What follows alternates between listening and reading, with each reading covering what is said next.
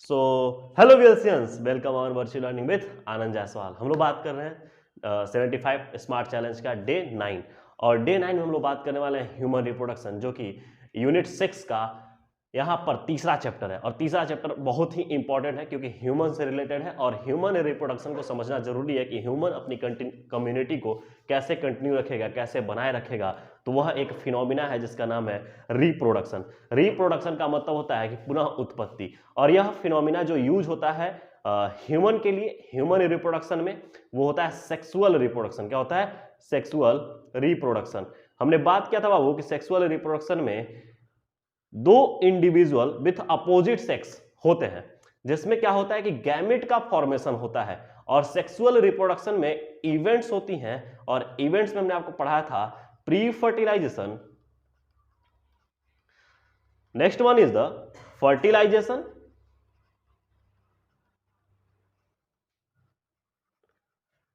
And last one is the post fertilisation. Post fertilisation, fertilisation. हमने कहा था कि प्री फर्टिलाइजेशन सेक्सुअल रिप्रोडक्शन का प्रथम इवेंट है, प्रथम चरण है, लेकिन इस इवेंट्स के अंतर्गत इवेंट्स घटती हैं। मतलब कि इस घटना के अंतर्गत घटना उपस्थित है, और वो घटना कौन सी है बाबू? एक है गैमिटोजिनेसिस। क्या है? गैमिटोजिनेसिस। देखिएगा, अगर हम बात करें कि यहां पर कि प्री फर्टिलाइजेशन में कौन सी घटना और है, तो वो है gametogenesis, and second one is the gamete transfer. परंतु यहां पर जो ह्यूमन रिप्रोडक्शन है, यहां पर गैमिट ट्रांसफर न होके गैमिट का क्या होता है? इनसेमिनेशन। इनसेमिनेशन का मतलब होता है कि गैमिट को फीमेल रिप्रोडक्टिव ट्रैक्ट के अंदर स्थानांतरित करना। और वो मेल के बात की जाए कि जो ह्यूमन में मेल होता है, उनके रिप्रोडक्टिव ऑर्गन का हिस्सा जो होता है, उसके थ्रू फीमेल के रिप्रोडक्टिव ट्रैक्ट में इंसेमिनेट कर दी जाती है गैमिट का। अब वहां पर जैसे ही गैमिट पहुंच गया, फर्टिलाइजेशन की प्रक्रिया चालू हो गई, अर्थात कि यहां पर मेल गैमिट भी आ गया और फीमेल गैमिट उपस्थित हो गई। दोनों के फ्यूजन से बनता है जाइगोट। क्या बन जाएगा? जाइगोट। अर्थात यन और यन बन जाएंगे 2n, और इस जाइगोट को बोलते हैं बाबू युग्मनज। जैसे ही युग्मनज का फॉर्मेशन होता है, पोस्ट फर्टिलाइजेशन का इनिशिएशन होता है। जैसे ही युग्मनज बन जाते हैं, पोस्ट फर्टिलाइजेशन इवेंट की घटना प्रारंभ हो जाती है। तो हम बात करें कि एक एक रिप्रोडक्टिव ऑर्गन को लेकर समझने की कि आखिर मेल में कैसी घटना घटित होगी और मेल में हमको क्या क्या समझना जरूरी है। तो सबसे पहले अगर बात की जाए कि नर जनन अंग की जो शरीर के नर जनन अंग के शरीर के, या बोला जाए कि नर जनन अंग शरीर के पेल्विक रीजन में स्थित होता है। अगर मैं बात करूं कि जो मेल रिप्रोडक्टिव सिस्टम है, क्योंकि यहां से हमको बात करनी है मेल और फीमेल रिप्रोडक्टिव सिस्टम समझने के बाद हमको हर एक प्रक्रिया, हर एक इवेंट सेक्सुअल रिप्रोडक्शन की देखनी है। तो सबसे पहले अगर बात की जाए जो गैमेटोजेनेसिस है, उस गैमेटोजेनेसिस में स्ट्रक्चर और इवेंट दोनों की बात की जाती है। तो पहले स्ट्रक्चर मतलब कि हमको रिप्रोडक्टिव सिस्टम को देखना है, रिप्रोडक्टिव सिस्टम कैसे मिलकर बना है और क्या क्या रिप्रोडक्टिव सिस्टम में इंक्लूडेड है। तो हम बात कर रहे हैं कि नर जननांग शरीर के पेल्विक रीजन में स्थित है। पेल्विक रीजन मतलब कि हमारा एब्डोमेन के नीचे वाला हिस्सा, वहां पर स्थित होता है। अगर बात करें कि मेल रिप्रोडक्टिव सिस्टम में इंक्लूडेड होता है, तो अगर इंक्लूडेड की बात की जाए तो यहां पर इंक्लूजन होता है पहली बात कि टेस्टिस का, और दूसरी बात है बाबू यहां पर कि एसेसरी डक्ट का। देखिएगा, अंडरलाइन कर रहे हैं, एसेसरी डक्ट। फिर क्या है? एसेसरी ग्लैंड, और लास्ट है एक्सटर्नल जेनेटेलिया। समझिएगा, हिंदी में बोलते हैं एसेसरी डक्ट को सहायक वाहिका, और एसेसरी ग्लैंड को बोलते हैं सहायक ग्रंथि, एक्सटर्नल जेनेटेलिया को बोलते हैं बाह्य जननांग। क्या बोलते हैं? बाह्य जननांग, जो कि रिप्रोडक्टिव या बोला जाए कॉपुलेटरी सेशन में क्या हो जाता है? वो कंप्लीमेंट होता है। ठीक है, आइए देखते हैं कि टेस्टिस क्या है। टेस्टिस वन पेयर जोड़े में होता है, और ये मेल का पेल्विक रीजन है। पेल्विक रीजन मतलब बोला जाए कि एब्डोमिनल कैविटी के नीचे के रीजन में एक पाउच में स्थित होता है। तो हमने बोला है कि एब्डोमिनल कैविटी के बाहर एक पाउच में स्थित होता है और उस पाउच को बोलते हैं स्क्रोटम कहते हैं। क्या कहते हैं? स्क्रोटम। अब ये स्क्रोटम में क्यों स्थित होता है, आइए फिगर देखते हैं थोड़े से और अच्छे तरीके से। तो हमने कहा जो टेस्टिस है उस टेस्टिस का लेंथ, अगर बात की जाए कि टेस्टिस का लेंथ ह्यूमन में, ह्यूमन मतलब मेल में, तो 4 से 5 सेंटीमीटर होता है। विड्थ जो उसकी चौड़ाई होती है 2 से 3 सेंटीमीटर होता है। अब ये देखो, ये स्क्रोटम है, ये डेट्राइटस मसल्स की बनी होती है। यहां पर इंटरनल बॉडी टेम्परेचर से 2 से 2.5 डिग्री टेम्परेचर कम हो जाती है और इसके वजह से स्पर्मेटोजेनेसिस मतलब कि शुक्राणु जनन में सहायता अच्छे से मिलती है। अगर बात की जाए कि अच्छे से यहां पर बेहतर क्वालिटी का शुक्राणु बन के तैयार होता है। अगर मैं बात करूं कि जो नेचर ने मेल को तैयार किया, तो मेल की बॉडी से अलग, मतलब बॉडी में ही है, लेकिन वो बॉडी से जो एब्डोमिनल कैविटी से नीचे पेल्विक रीजन में स्क्रोटम में लाके टेस्टिस को रखने का क्या कारण है? तो इस स्क्रोटम में टेस्टिस को रखने का कारण ये है कि इंटरनल बॉडी टेम्परेचर जैसे हमारी 37 डिग्री सेंटीग्रेड होती है इंटरनल बॉडी टेम्परेचर नॉर्मल में, तो उससे 2 से 2.5 डिग्री टेम्परेचर क्या हो जाए, वहां पर कम हो जाए। और जब 2 से 2.5 डिग्री टेम्परेचर कम हो जाएगा तो वहां पर हमको फायदा होगा, हमारे जो स्पर्म की क्वालिटी को बेहतर से बेहतर बनने की वहां पर फायदेमंद हो जाएंगी। और ये अगर बात की जाए कि अब टेस्टिस के अंदर हम क्या बात कर सकते हैं, तो टेस्टिस में कैसे स्पर्म का फॉर्मेशन होगा ये पढ़ना जरूरी है। लेकिन उससे पहले, स्पर्म के फॉर्मेशन से पहले टेस्टिस के अंदर कंपार्टमेंट कैसे होंगे, रूम कैसे होंगे, कैसे उसमें कोशिकाएं गुच्छित होंगी, इन सारी कोशिकाओं को समझना अति आवश्यक है। तो सबसे पहले अगर बात की जाए कि प्रत्येक टेस्टिस में, क्या ध्यान रखिएगा, प्रत्येक टेस्टिस में 250 कंपार्टमेंट होते हैं। 250 कंपार्टमेंट मतलब कि प्रत्येक टेस्टिस में ऐसे करके, जो यहां पर देखो हमने टेस्टिस को बनाया है, और प्रत्येक टेस्टिस का ये वाला हिस्सा के अंदर एक कंपार्टमेंट, 2 कंपार्टमेंट, 3, 4 ऐसे करके कंपार्टमेंट, 250 कंपार्टमेंट होते हैं। और इस कंपार्टमेंट को बोलते हैं टेस्टिकुलर लोब्यूल। क्या बोलते हैं? Testicular lobule. हम इसको शॉर्ट फॉर्म में लिखते हैं बाबू टीएल। क्या बोलते हैं? TL, testicular lobule. अब बात की जाए कि टेस्टिकुलर लोब्यूल क्या करते हैं, इनके अंदर और भी कुछ संरचनाएं होंगी क्या? तो जी हां, एक लोब्यूल अर्थात एक टेस्टिकुलर लोब्यूल में 1 से 3 हाईली क्वाइल्ड सेमिनिफेरस ट्यूब्यूल होती हैं।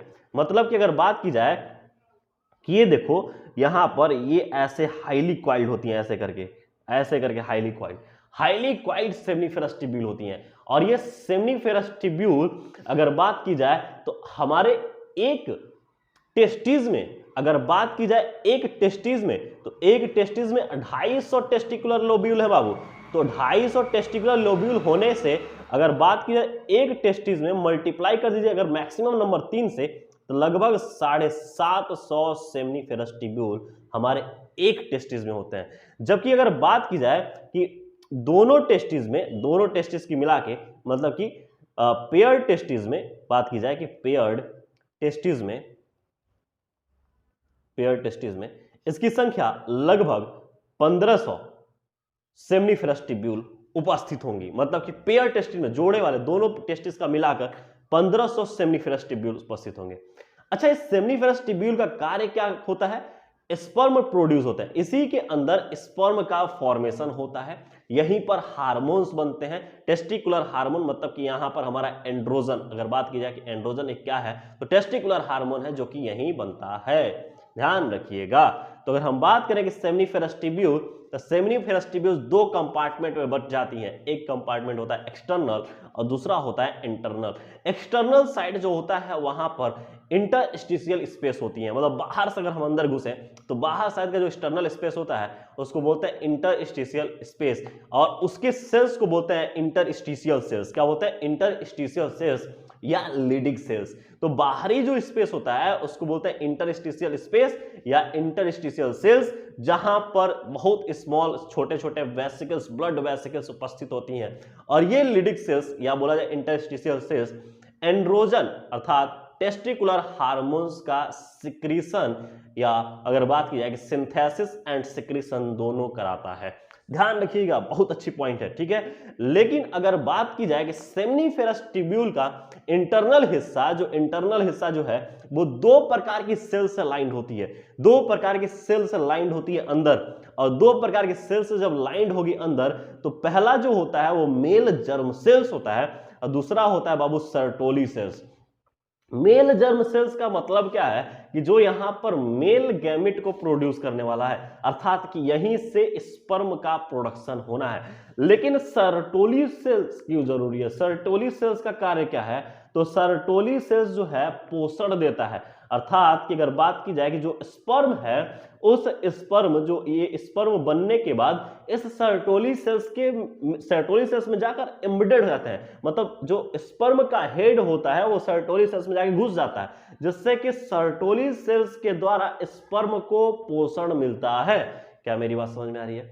तो यहां पर जो सर्टोली सेल्स है अंदर दो कोशिका है, अगर हम बात करें कि सेमनीफेरस ट्यूब्यूल्स के अंदर दो कोशिका से लाइंड है, या बोला जाए दो सेल से लाइंड होती है इनर सेल, और इनर सेल्स अगर दो सेल से लाइंड होती है तो पहली सेल्स वहां पर होती है मेल जर्म सेल्स और दूसरा होता है Sertoli cells. Male germ sales क्या होता है कि स्पर्मेटोगोनिया उपस्थित होता है जहां पर मियोसिस करके स्पर्म का प्रोडक्शन होना होता है। जब स्पर्म का प्रोडक्शन होता है, होने के बाद जब स्पर्म बन जाते हैं तो स्पर्म जो इमेच्योर स्पर्म है वो जाके सर्टोली सेल्स में घुस जाते हैं, अर्थात सर्टोली सेल्स में उनका हेड जाके घुस जाता है और वहां से वो पोषण प्रदान करते हैं। क्या कोई दिक्कत है? तो हमने देख लिया कि यहां पर कि जो टेस्टिस है, इस टेस्टिस के अंदर, एक टेस्टिस के अंदर, यहां पर देखो ये टेस्टिस के अंदर दो चीजें होंगी, दो चीजें फॉर्मेट होंगी। एक पहला मेल स्पर्म, अर्थात बोला जाए कि स्पर्म बनेगा यहां पर, और साथ में जो बाहर सेमनीफेरस ट्यूब्यूल का बाहरी हिस्सा है वहां पर बनते हुए दिखेगा वहां पर टेस्टिकुलर हार्मोन्स एंड्रोजन, जो कि मेल को मेल बनाता है। अर्थात बात की जाए जो टेस्टोस्टेरोन होता है या अगर एंड्रोजन जो टेस्टिकुलर हार्मोन्स होता है, यही हार्मोन्स मेल को मेल बनाता है। बियर्ड्स आते हैं, आवाज थोड़ी मोटी होती है, बुलंद होती है, हमारे बॉडी में ग्रोथ मिलती है, बॉडी मसल्स तगड़ी होती है इसी हार्मोन्स के कारण। क्या मेरी बात समझ में आ रही है? ठीक है, तो अगर हम बात करें यहां पर कि अब हमको जो बात करनी है वो है यहां पर हमारा डक्ट। क्यों? क्योंकि अब स्पर्म का प्रोडक्शन टेस्टिस में हो जाएगा, तो क्या वो स्पर्म वहीं रहना है? नहीं, उसी स्पर्म, वो स्पर्म एक गैमिट है, अर्थात वो नर युग्मक है, और नर युग्मक जब बाहर आएगा और मादा युग्मक से फ्यूज होगा तभी तो नई संतति आएगी। ऐसे थोड़ी ना हो सकता है कि एक वहां बन गया और वहीं रखा रह जाए। ये सिर्फ मेरे लिए नहीं बनता है, ये संतति की प्रोडक्शन के लिए बनता है। हाँ, मेरे लिए इसमें हार्मोन्स जो है और इनकी जो कुछ हार्मोन्स जो है हमारी बॉडी को बहुत रिक्वायरमेंट होती है, बहुत तगड़ी रिक्वायरमेंट होती है हमारी बॉडी के लिए, जैसे कि हमारी बॉडी बिल्ड हो और हमारा जो स्पर्म की मैच्योरिटी अच्छे तरीके से हो सके। ठीक है, तो यहां पर बात करने वाले हैं हम एक्सेसरी डक्ट की। एक्सेसरी डक्ट मतलब सहायक वाहिका। सहायक वाहिका का काम क्या है? जो बने हुए स्पर्म सेल्स हैं, अगर बात की जाए कि जो वहां पर गैमेट बन गए हैं, उन गैमेट को लेकर आना कहां? एक्सटर्नल जेनेटेलिया तक, मतलब कि मेल के एक्सटर्नल जेनेटेलिया से बाहर को ले आना, यह प्रक्रिया और ये ट्यूब, मतलब कि यह जो कार्य करता है उसको बोलते हैं एक्सेसरी डक्ट। क्या बोलते हैं? सहायक वाहिका।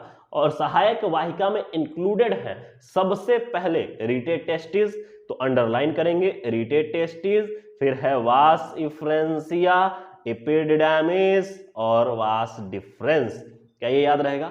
जैसे हम कहें कि अगर कहीं कोई चीज का मैन्युफैक्चर हो जाता है तो उस मैन्युफैक्चरिंग यूनिट से वो उस जो प्रोडक्टिव चीज है उसको बाहर ले आने की प्रक्रिया ये सहायता के अनुसार होती है। अगर हमारी बॉडी में हो रही है तो एक वाहिका, अगर बात की जाए कि सहायक वाहिका जो होती है डक्ट की होती है, नलिकाएं होती हैं, इस नलिका को ही हम बोलते हैं डक्ट, और एक्सेसरी मतलब होता है सहायक वाहिका या सहायक डक्ट। ठीक है, तो अगर हम बात करें कि इन सहायक वाहिका में इंक्लूडेड है रिटेट टेस्टिस, वास इफ्रेंसिया, एपिडिडामिस, वास डिफरेंस।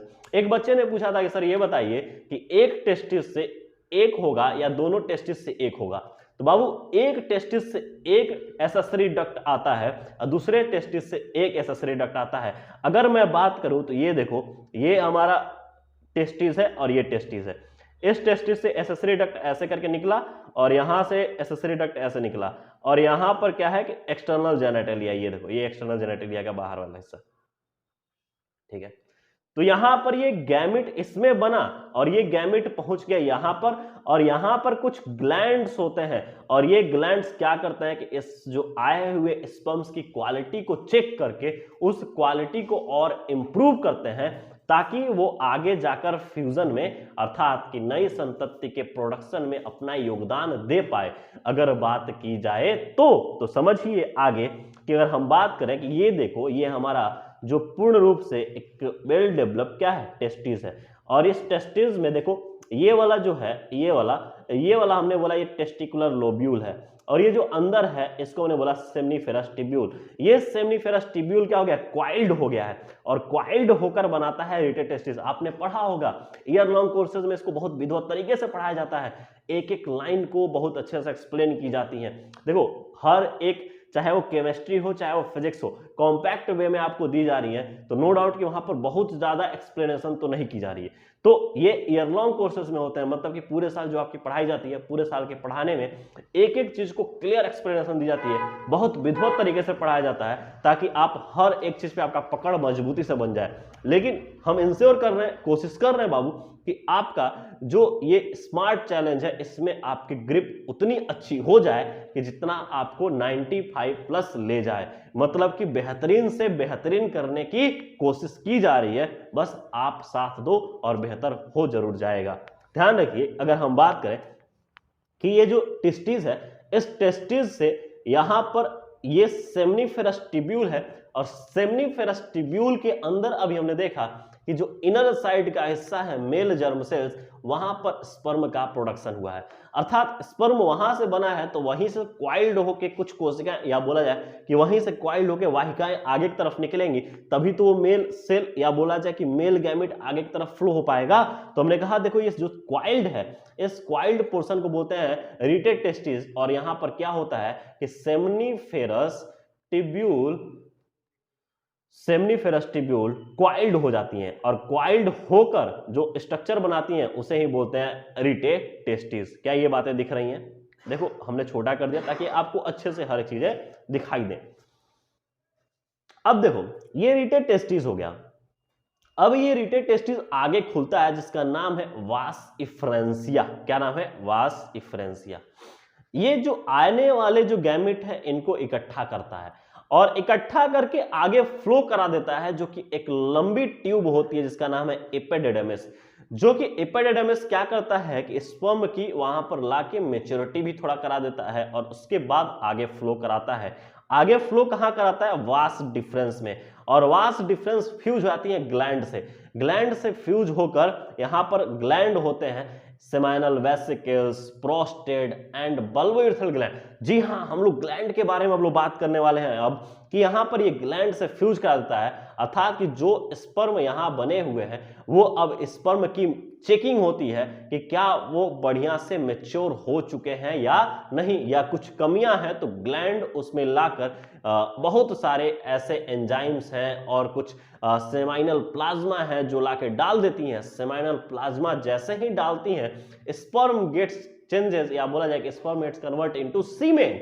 जी हाँ, अगर बात की जाए कि वहां पर स्पर्म कन्वर्ट होता है सीमेन में, ठीक है। अब यहां पर बात की जाए कि मेल एसेसरी ग्लैंड कौन कौन से होते हैं, तो मेल एसेसरी ग्लैंड है बाबू सेमाइनल वेसिकल, हम यहां पर लिखे हुए हैं और देख रहे हैं सेमाइनल वेसिकल, फिर prostate gland and last one is the bulbourethral gland.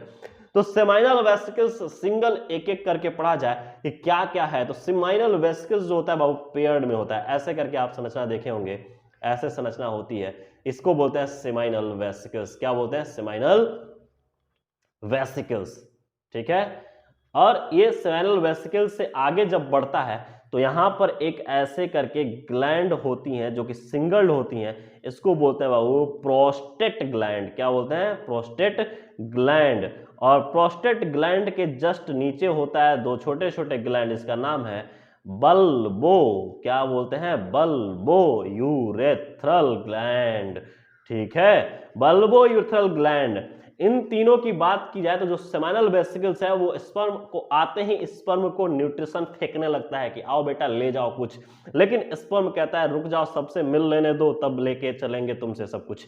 तो सबसे मिलने के बाद अगर बात की जाए कि प्रोस्टेट ग्लैंड की, तो प्रोस्टेट ग्लैंड की संख्या 1 होती है, और प्रोस्टेट ग्लैंड जब ओल्ड एज में एनलार्ज रहता है या बड़ा हो जाता है, जैसे बात की जाए कि छोटी होती जाती है, लेकिन जैसे कि ओल्ड एज में ये बड़ा हो जाता है, और जिसकी वजह से क्या होता है कि इनकी यूरेथ्रा दब जाती है, और यूरेथ्रा दब जाती है तो इनको मैच्योरेशन में दिक्कत होती है। अर्थात कि आपने देखा होगा कि जब ओल्ड एज पर्सन मैच्योरेशन कर रहा होता है, यूरिन कर रहा होता है, तो उसको बहुत टाइम लगती है। अर्थात वो टाइम का टेकन क्यों होता है, यही होता है प्रोस्टेट ग्लैंड में एनलार्जमेंट के कारण, प्रोस्टेट ग्लैंड बढ़ जाने के कारण ये प्रक्रिया होती है, जहां पर क्या होता है यूरेथ्रा दब जाती है, ठीक है।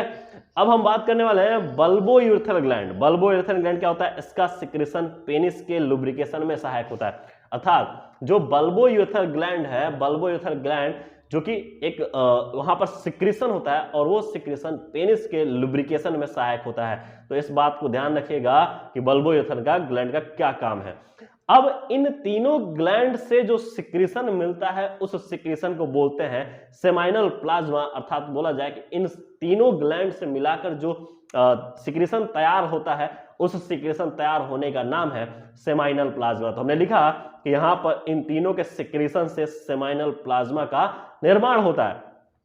तो सर सेमाइनल प्लाज्मा है क्या, तो सेमाइनल प्लाज्मा है कैल्शियम, फ्रक्टोज और एंजाइम्स का मिलाप। अगर बात की जाए कि यहां पर भरपूर मात्रा में फ्रक्टोज हो गया, कैल्शियम हो गया, एंजाइम हो गया, और ये जब जैसे ही स्पर्म से आकर फ्यूज हो जाएगा, अर्थात स्पर्म अगर सेमाइनल प्लाज्मा से मिल जाएगा तो स्पर्म गेट्स कन्वर्ट या स्पर्म गेट चेंजेस इनटू सीमेन। अर्थात कि स्पर्म क्या हो जाएगा, पूर्ण रूप से सीमेन में कन्वर्ट हो जाएगा। तो हमने कहा भी, यहां पर लिखा भी है कि स्पर्म अगर सेमाइनल प्लाज्मा अगर आके स्पर्म में मिल जाए तो ये परिवर्तित हो जाएगा सीमेन में। अब ये जो सीमेन है, ये सीमेन फर्टिलाइजेशन के लिए तैयार हो गया है। अर्थात यही जाकर जो फीमेल की ओवा होती है उस ओवा को जाकर हिट करेगा, क्रैक करेगा, और वहां पर जाके ओवा में उपस्थित एग है उससे फर्टिलाइज कर देगा, उसको फर्टिलाइज करके वहां पर जाइगोट का निर्माण करेगा।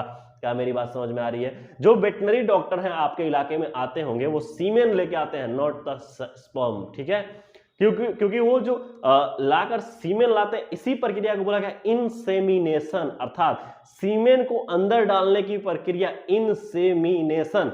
वो एक इतना बड़ा मतलब इंजेक्शन टाइप लेके आते हैं, और जो आपकी भैंस है या गाय है, अभी हम लोग मेल की बात करें, मतलब ह्यूमन की बात करें, लेकिन जस्ट एग्जांपल की तरफ उधर हम आगे बढ़े हैं कि वहां पर वो सीमेन लेके आते हैं, और सीमेन को स्टोर भी करते हैं, बहुत ठंडे टेम्परेचर पर रखते हैं, बहुत वो जब खोलते हैं तो एकदम जैसे लगता है कि बर्फ निकल रहा है उसमें से, मतलब बर्फ का वाफ, उसको ला के तब जाके इंसेमिनेट करते हैं। इंसेमिनेशन अर्थात सीमेन का अंदर फीमेल ट्रैक्ट के अंदर डालने की प्रक्रिया इंसेमिनेशन कहलाती है। चूंकि यही सीमेन जो होता है, ये सीमेन फर्टिलाइज करता है फीमेल एग को।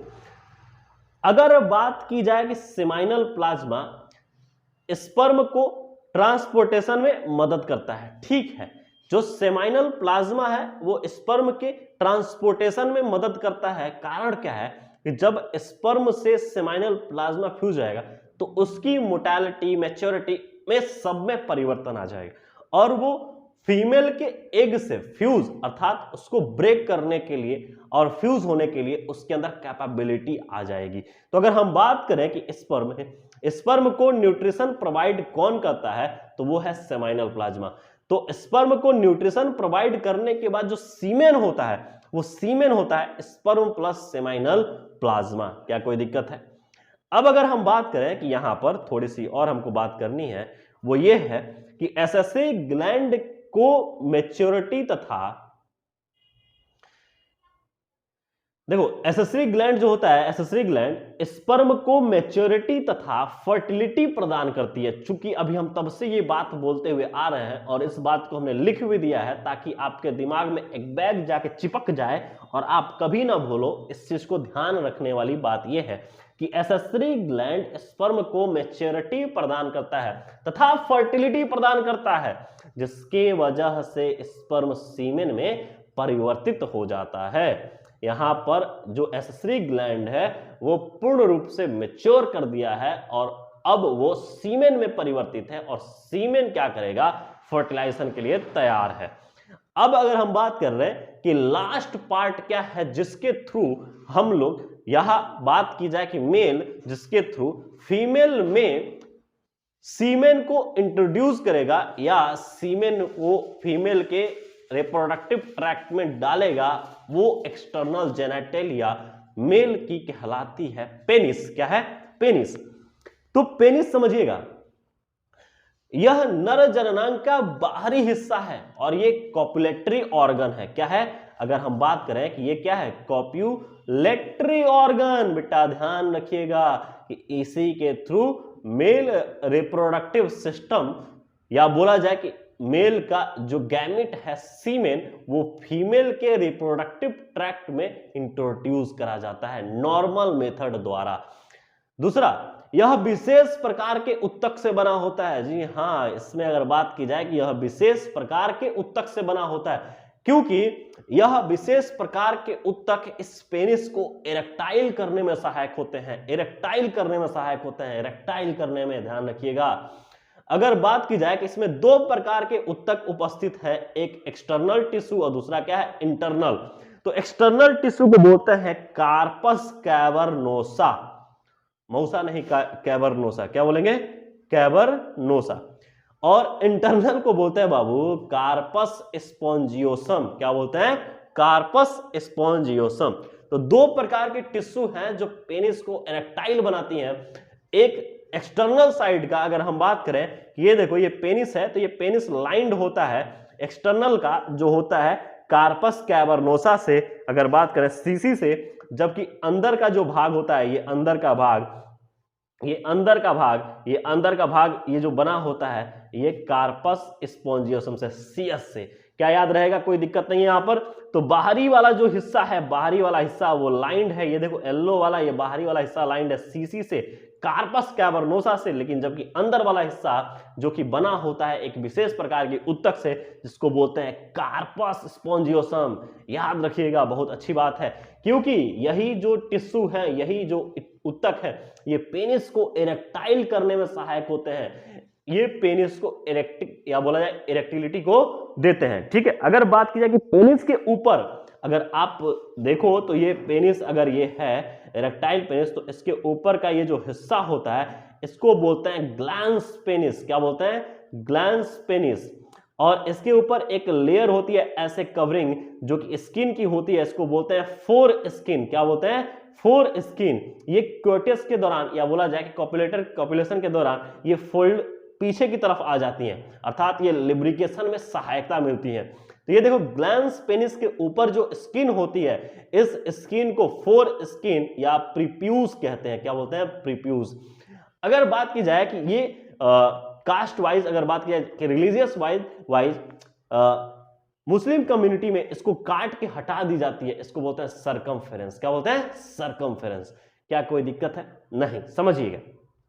सर इसको काट के हटाने से कोई बेनिफिट या कोई नुकसान, तो कोई बेनिफिट नहीं, कोई नुकसान नहीं। मतलब लुब्रिकेशन के लिए ये बस है कि स्किन को लुब्रिकेट करता है। ठीक है, इरेक्टिलिटी में मतलब सहायक होता है। कुछ ऐसे स्किन है जहां पे टच करने से सेंसिटिविटी बॉडी में बढ़ती है और वहां से वो हमारे एक्सटर्नल जेनेटिलिया या एक्सटर्नल ऑर्गन जो होते हैं वो इरेक्टिलिटी में सहायक होते हैं। ठीक है, अगर बात की जाए कि ग्लैंस पेनिस के ऊपर के स्किन को देखो हमने बोल दिया है फोर स्किन कहते हैं। अब बात किया जाए कि जो सीमेन है, अगर एक बार में मेल इजैकुलेट कर रहा है तो कितने काउंट में सीमेन को इजैकुलेट कर देगा, तो हम कह सकते हैं बाबू 200 से 300 मिलियन स्पर्म्स को एक बार में नॉर्मल पर्सन इजैकुलेट करता है। लेकिन उसमें भी नॉर्मल जो होता है, नॉर्मल कंडीशन में 60% स्पर्म का जो मोर्टेलिटी होता है वो नॉर्मल होता है, नॉर्मल इन शेप में होते हैं, जबकि 40% में वाइग्रस मोर्टेलिटी होती है, वाइग्रस शेप में। अगर बात करें अलग शेप में रहते हैं, उनका रंग रूप ही अलग होता है, बहुत तगड़े तरीके से वो आगे बढ़ते हैं। ये नॉर्मल कंडीशन है। लेकिन अगर कंडीशन खराब होती है तो बहुत सारी बीमारियां आती है, जैसे बोलते हैं ओलिगोस्पर्मिया, ठीक है। यहां पर स्पर्म काउंट की संख्या कम हो जाती है। नॉर्मल कंडीशन में जो 60% स्पर्म नॉर्मल है वो कंडीशन खराब हो जाती है। नेक्स्ट हम लोग बात करने वाले हैं वो नेक्स्ट लेक्चर में, जो कि आप बने रहिएगा, वहां पर हम लोग बात करने वाले हैं गैमेटोजेनेसिस की। अभी तक हम लोग मेल का रिप्रोडक्टिव सिस्टम पूरा स्ट्रक्चर रूप से देख लिए। अब हम लोग बात करने वाले हैं कि कैसे गैमेटोजेनेसिस में कैसे मतलब कि मेल गैमेटोजेनेसिस होगा, अर्थात बोला जाए मेल स्पर्मेटोजेनेसिस की प्रक्रिया कैसे होगी, कैसे स्पर्म का फॉर्मेशन होगा। तो हम लोग बात करने वाला है ये नेक्स्ट लेक्चर में, जो कि बहुत ही इंपॉर्टेंट होने वाला है और बोर्ड के लिहाजे से हमेशा 3 नंबर में पूछा जाता है स्पर्म का शेप और स्पर्मेटोजेनेसिस, शुक्राणु जनन की प्रक्रिया लिखकर बताइए। तो ये पूरी प्रक्रिया को हम आपको दे देंगे, जो कि आपका नंबर अच्छे से ग्रोथ करा सकता है। तब तक के लिए मिलते हैं नेक्स्ट लेक्चर में। So thank you वीएलसीएंस।